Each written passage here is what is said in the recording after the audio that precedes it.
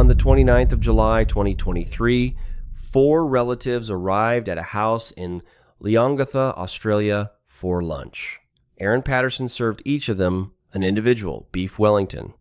By the next day, all 4 were seriously ill. Within a week, Gail Patterson, Don Patterson, and Heather Wilkinson were dead. Heather's husband, Ian, survived after weeks of treatment. Erin said poisonous mushrooms had gotten into the meal by accident. The prosecution said she had prepared 4 contaminated portions, kept her own food separate, and then tried to destroy the evidence. There was no confession, no eyewitness to the food being poisoned, and no single motive established at trial. But after an 11-week trial, a jury found Erin guilty of 3 murders and 1 attempted murder.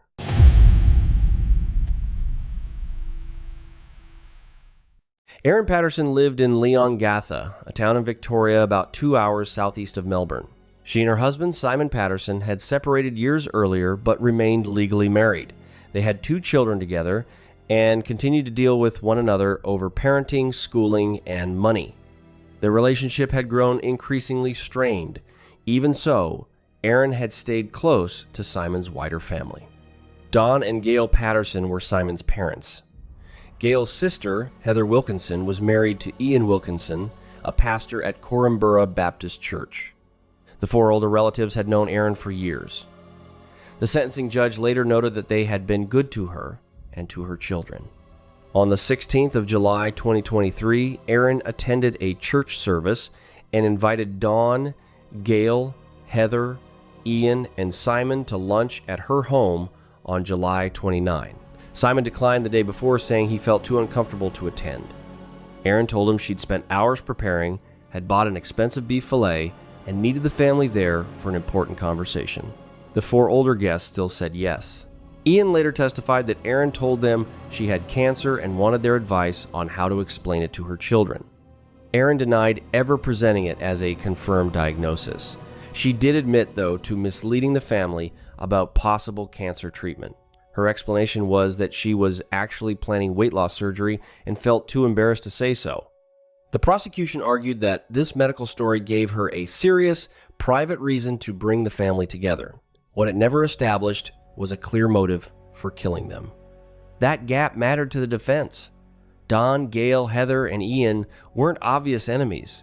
They were close relatives of Erin's own children, and the court heard they had supported the family for years. On July 29, Erin prepared individual Beef Wellington's beef fillet wrapped in pastry with a mushroom mixture and served them with mashed potato, green beans, and gravy. Gail and Heather had brought cake and fruit. Erin's children were at the cinema while the adults ate. Each guest got an individual Wellington rather than a slice cut from one shared dish. That detail mattered later because it meant the mushroom mixture could have varied from plate to plate. At the table were Erin, Don, Gail, Heather, and Ian.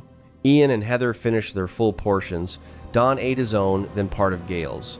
Erin said she ate only about a third of hers, too caught up in the conversation to eat more.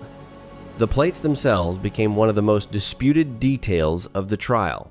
Ian testified that the 4 guests ate from matching gray plates while Erin used a smaller orange tan one.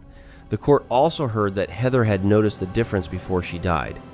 The prosecution pointed to that plate as support for its theory that Erin had quietly kept a safe portion for herself. Erin denied even owning gray plates like the ones Ian described. She said her collection was just black and white plus a single red and black plate.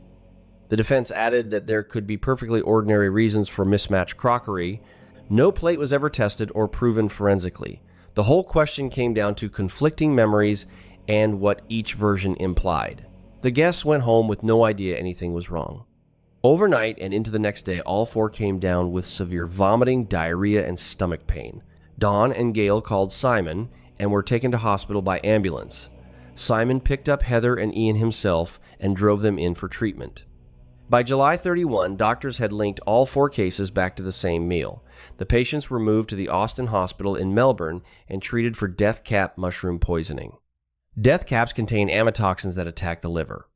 The first symptoms can look like ordinary food poisoning, sometimes even easing up briefly before organ failure sets in. Heather died in the early hours of August 4. Gail died later that same day. Don was given a liver transplant, but his condition kept worsening. He died on August 5. Ian survived, but only after weeks in intensive care and rehabilitation. Erin said she got sick too. She claimed that after the guests left, she ate a large amount of cake, later vomited, and developed stomach symptoms of her own. On July 31, she went to Leongatha Hospital, left before being fully examined, then came back and was transferred to Monash Medical Center. A doctor there described her as clinically well, with normal vital signs before discharging her. Testing found no death cap toxins in samples from Erin or her children. That result didn't prove she'd eaten a safe meal. The timing of the tests, vomiting, and differences in exposure could all affect the outcome. Still, prosecutors argued that her milder illness and negative toxin result were consistent with her not eating the same mushroom mixture as the 4 guests. The children came into the picture because Erin said they'd eaten leftovers from the lunch afterward. Both children told police they had.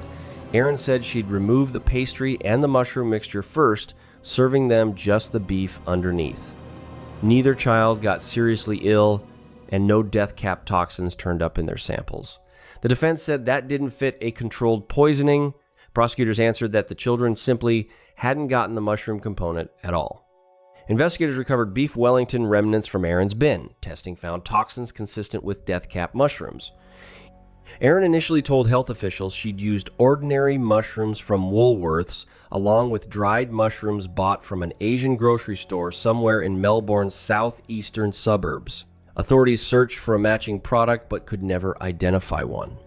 At trial, Erin said the store-bought dried mushrooms had been kept in the same container as mushrooms she'd foraged herself, raising the possibility of accidental contamination. Nobody disputed her interest in foraging. During COVID lockdowns, she'd taken up collecting wild mushrooms and had talked about drying them, grinding them into powder, and adding that powder to food. The prosecution said that same knowledge gave her the ability to collect and process death caps on purpose. Their case relied partly on iNaturalist, an app where users log sightings of plants and fungi. Death caps had been logged near Loch in April 2023 and near Outram in May. Telecommunications records suggested Erin's phone later connected to towers serving those same areas. Prosecutors said her phone was near Loch on April 28, about 2.5 hours before she bought a food dehydrator. In May, it connected with towers around both Loch and Outram. The prosecution's theory was that Erin used the online sightings to locate death caps, collected them, and dried them for later use. The defense pushed back hard on this. Cell tower records aren't GPS. They place a phone somewhere inside a broad coverage area, but they can't prove Erin stood at any specific mushroom site or picked anything up. Erin denied ever going there to gather death caps. The dehydrator turned out to be far more direct evidence. On August 2, once doctors began suspecting mushroom poisoning, Erin got rid of it at the Coonawarra waste facility. Police recovered it 2 days later from an e-waste bin. Her fingerprints were on the appliance, and residue from its trays tested positive for death cap mushrooms. In her first interview with police, Erin denied ever owning a dehydrator at all. At trial, she admitted that was a lie. She said Simon had asked her outright whether she'd used the machine to poison his parents. Because she had, in fact, dried, foraged mushrooms in it, she panicked, convinced it would make her look guilty of something she hadn't done on purpose. The prosecution called this an attempt to destroy evidence. The phones told much the same story: panic on one side, concealment on the other. Investigators believed Erin had used 2 different devices in the months around the lunch. One, referred to during the trial as Phone A, was never recovered. Phone B was factory reset 4 separate times over 2023. Erin admitted 3 of those resets happened after the lunch. She said the first came on August 2 through while she was dealing with a phone her son had damaged. On August 5, police searched her home and seized Phone B. During that search, she reset it yet again. She later told the jury the phone held photos of mushrooms and dehydrators, images she didn't want police to see, fearing they'd make her look guilty. Then, on August 6, while the phone was already sitting in police custody, Erin triggered one more factory reset remotely. The prosecution called that deliberate destruction of evidence, carried out while the deaths were under investigation and the phone was already in police custody. The defense said it showed fear of being blamed for an accident, not proof of any plan formed before the lunch. Erin was arrested on the 2nd of November 2023. Her trial opened at the Supreme Court of Victoria in Morwell in April 2025 and ran for 11 weeks.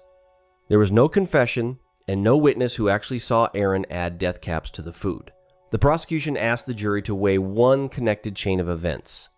Erin had arranged a private lunch behind a misleading medical story. The portions were prepared individually. Ian said she used a different plate. Neither she nor her children showed the same toxin results as the guests did. Her phone was linked loosely, not precisely to areas where death caps had been spotted. She threw away a dehydrator right after the poisonings, lied about even owning it, and its residue tested positive for death caps. She reset a phone again and again, even after police had already taken it. Another phone was never found at all, and her story about mushrooms from an Asian grocery store could never be verified. The defense argued all of this added up to suspicion, not proof of intentional murder. Erin's interest in foraging was genuine. Poisonous mushrooms could have been picked up by mistake and mixed in with the commercial dried ones. She said she'd eaten part of her own Wellington and gotten sick from it. Her children had eaten leftover beef. The mismatched plates could just reflect a limited set of dishes, and the cell tower evidence couldn't place her at any exact mushroom site. Discarding the dehydrator and wiping the phone were dishonest acts. The defense didn't deny that. But they argued dishonesty after a tragedy isn't the same as intent to kill beforehand. The defense also came back to the missing motive. Don, Gail, Heather, and Ian had supported Erin and her children for years. Prosecutors couldn't explain why she would suddenly decide to kill all four of them. Legally, motive wasn't required. The real question was whether everything else left room for a reasonable possibility of accidental contamination. Erin testified for 8 days. She admitted to misleading the family about her medical situation, lying about the dehydrator, and wiping the phone to hide mushroom-related photos. But she kept denying that she'd poisoned anyone on purpose. After closing arguments and the judge's instructions, the jury deliberated for about a week. On the 7th of July, 2025, Erin Patterson was found guilty of murdering Gail Patterson, Don Patterson, and Heather Wilkinson. She was also found guilty of attempting to murder Ian Wilkinson. The verdict meant the jury had rejected accidental contamination as a reasonable explanation. It didn't tell anyone why she did it, only that the jurors were satisfied she had deliberately served the four guests food containing death cap mushrooms. At sentencing, the court heard just how far the damage had spread across both families. Ian survived, but lost Heather, his wife of more than 4 decades. Don and Gail's children lost both parents within a single day. Erin and Simon's own children lost their grandparents and now face their mother's imprisonment as well. On September 8th, Justice Christopher Beale sentenced Erin to life imprisonment with a non-parole period of 33 years. He described the crimes as an enormous betrayal of trust, placing them in the worst category of murder and attempted murder. Erin has appealed both her conviction and her sentence. Her grounds include an alleged irregularity while the jury was sequestered, challenges to the cell tower evidence and to messages from Facebook contacts, and a claim that the prosecution's cross-examination was unfair and oppressive. Victorian prosecutors have filed a separate appeal of their own, arguing the sentence was manifestly inadequate. Both appeals are scheduled to be heard on August 19 and 20, 2026. Until the Court of Appeal rules, Erin's convictions and life sentence remain in force. That appeal will examine whether the trial was legally fair, whether the disputed evidence was properly admitted and used, and whether the sentence should stand as it is. For the families involved, the consequences were direct. Don, Gail, Heather, and Ian had accepted an invitation from someone they knew and trusted. Ian survived but lost his wife, her sister, and his brother-in-law, all within the space of a few days. The jury decided that Erin Patterson had deliberately poisoned all four of them. What the trial never established was why.